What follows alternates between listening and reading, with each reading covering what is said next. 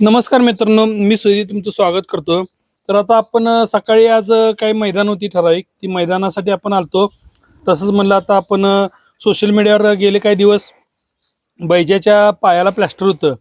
तर नेमकं काय झालं प्रेक्षकांना पण माहीत नाही. तर आता आपण आलोय बैजाच्या इथं तळावर.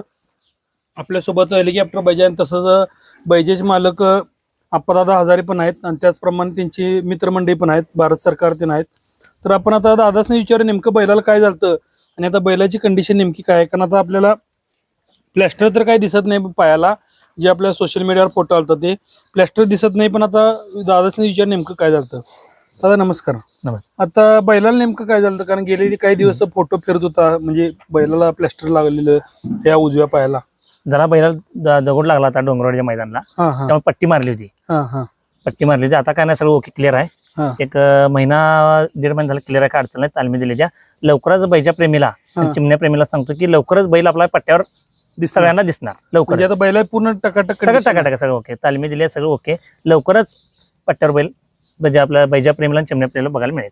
बरोबर. तर मित्रांनो आता अप्पादा आणि सांगितले की डोंगरवाडीच्या मैदानाला खडा लागलेला, त्यामुळे बैल तिथं गाडी कॅन्सल झाली आणि बैल मागे सरला. त्यामुळे आता बैलाला ते प्लॅस्टर काढले.